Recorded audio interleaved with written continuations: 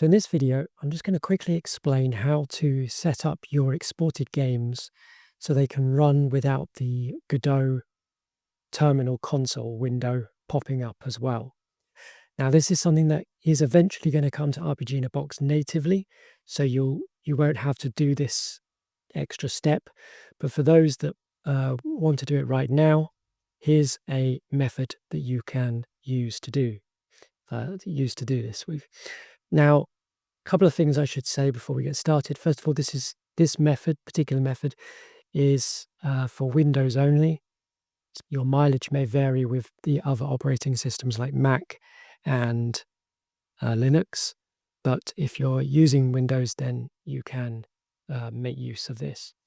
So what we're going to use is we're going to use a third-party piece of software to create a script, and then we're going to basically run that script instead of the exported game.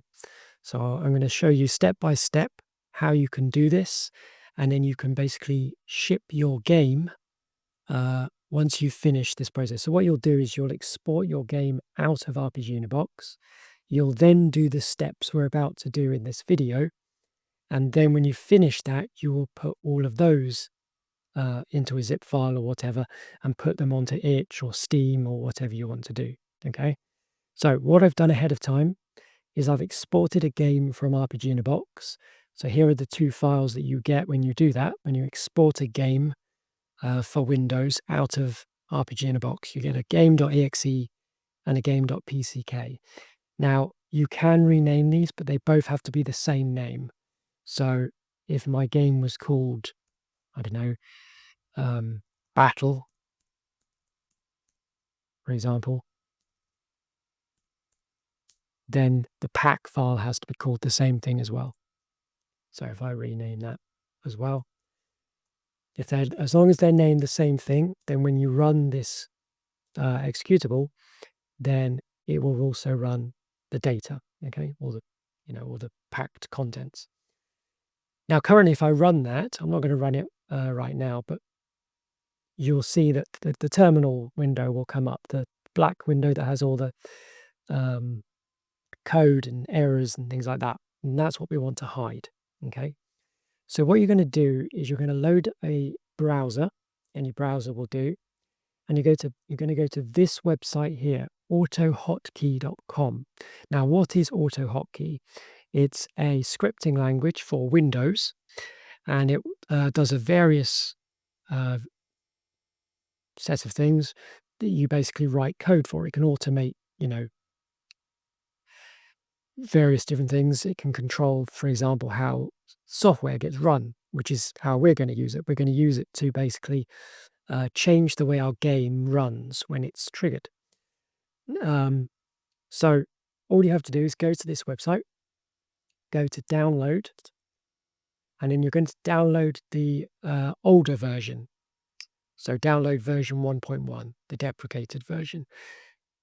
Once you've downloaded that, you're then going to run it and install it. Okay, so you'll download it, and then wherever it's been installed to, run it. I've already done this ahead of time. So all you have to do is run it as a setup program. So it will walk you through step by step where to install it and all of that.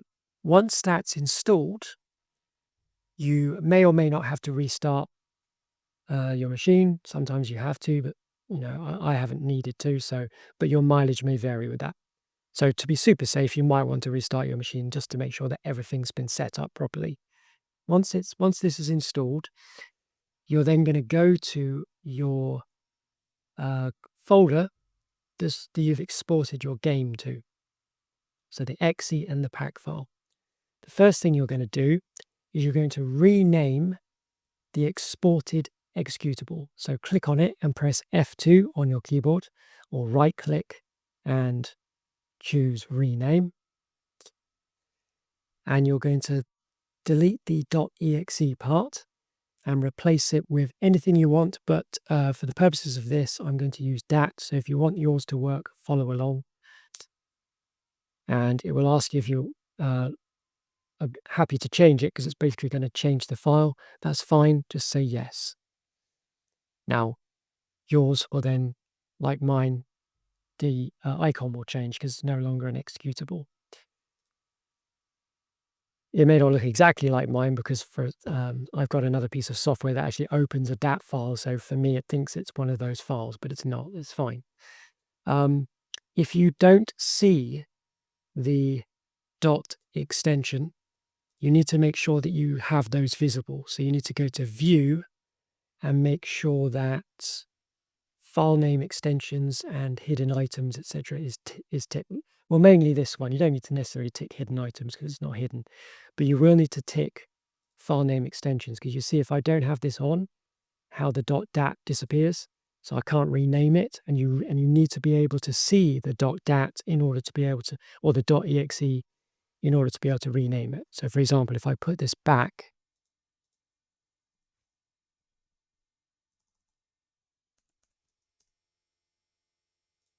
but I turn that off, if I now try and rename that, I'm only renaming the file name, I'm not renaming the actual file. And you need to be able to rename the full file. So make sure that you find your equivalent of this option in your version of Windows and enable it so that you can rename this executable. Okay. So again, I'm going to put it back to .dat. Okay. Once you've done that, then what you're going to do is you're going to right click anywhere in the folder and you're going to create a new, and then this should be in the list now if you've installed it successfully. So you're going to do new AutoHotKey script. Click that and this will come up. You can call it anything you want. Let's just call it launch. And then press enter. And now you've got a launch.ahk file. You're going to then right click and do edit script. Okay, this will come up. We're going to empty this out because we're going to write our own script. You're going to type run with a capital R, comma, space, open and close speech marks, and within the speech marks, the name of your DAT file. So in my case, that would now need to be battle.dat. And then after the speech mark, a comma, space, comma, space, hide with a capital H. And that will hide the Godot side console window. Then underneath on a new line, altogether, ExitApp, capital E, capital A. And that's it. That's the code. Really complicated, right? Save that.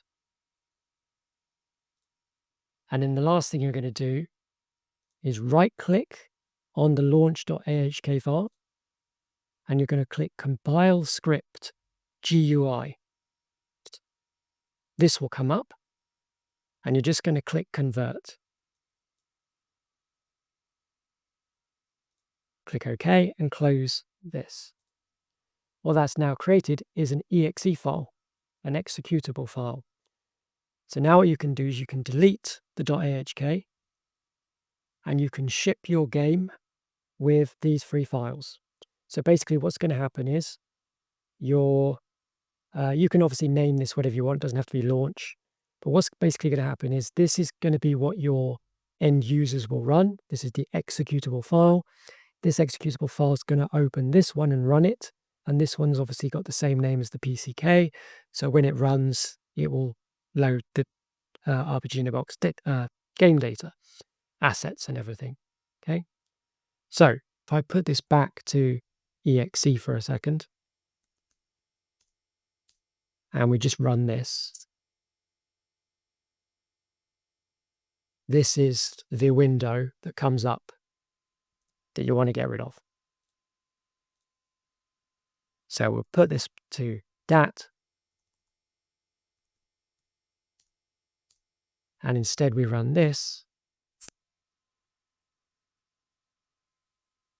We just get the game and not the console. So as I say, what you can then do is zip these up.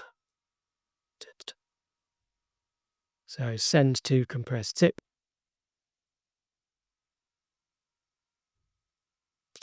And then this would be the file that you then upload to itch, for example. And if you wanted to have a text pad, a notepad inside or something that says, run launch.exe to play the game or whatever. But that's how you would basically disable the Godot terminal from being visible in an exported game. So this is a workaround for currently, but eventually Justin is planning to just allow us to remove the console when we export our games. So you shouldn't have to use a third-party piece of software. But for now, for those that want to do it, that's how you can do it. So I thought it would be a good idea to show you how to do this. That way you can make it yourselves, because it's never a good idea to download an executable file that you're not sure what it's doing. So that's why I'm doing this video, so that you can make it yourself, because now you know what this X is doing because you've coded it yourself. So you know it's safe, okay? So hopefully this video has been useful and interesting for those that want to use it. So hopefully this will help you get your games running without the Godot terminal. So that said, I'll wrap this video up. Thanks for watching.